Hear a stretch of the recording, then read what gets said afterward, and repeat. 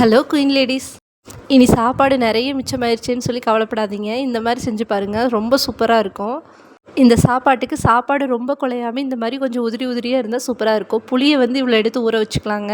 இது கூடவே கொஞ்சம் மஞ்சத்தூள், அப்புறம் கொஞ்சம் உப்பு, இது ரெண்டையுமே போட்டுட்டு கொஞ்சம் நல்லா அந்த புளி நல்லா கரைஞ்சி வரட்டும். நல்லா ஊறினதுக்கப்புறம் இப்படி கரைச்சி எடுத்துக்கலாம். சாப்பாட்டை உதுத்தி வச்சுக்கலாங்க.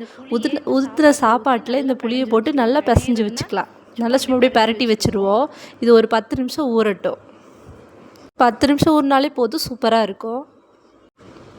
அடுத்து அடுப்பில் ஒரு வடைச்சட்டி வச்சுக்கலாங்க. அதில் கொஞ்சம் எண்ணெய் விட்டுக்கலாம். எண்ணெய் கொஞ்சம் அதிகமாக விட்டோம்னா தான் இந்த சாப்பாட்டுக்கு நல்லாயிருக்கும். இது கூடவே கடுகு, சின்ன வெங்காயம் கொஞ்சம் நிறைய போடுங்க, அப்போ சூப்பராக இருக்கும். சின்ன வெங்காயம், 2 வரமிளகா, கொஞ்சம் கருவேப்பிலை. இது ரொம்ப வணங்கணும்னு அவசியம் இல்லை. ஒரு அளவு வணங்கினது சாப்பாட்டு இது கூடவே கொட்டிட்டு உங்களுக்கு கொஞ்சம் உப்பு பார்த்துக்குங்க. டேஸ்ட்டுக்கு தகுந்த மாதிரி மறுபடியும் பத்தலைன்னா உப்பு போட்டுட்டு நல்லா சாப்பாடு சூடாகி வந்ததும் இறக்கிடுங்க. செம்ம சூப்பரான சாப்பாடு. கண்டிப்பாக ட்ரை பண்ணி பாருங்கள்.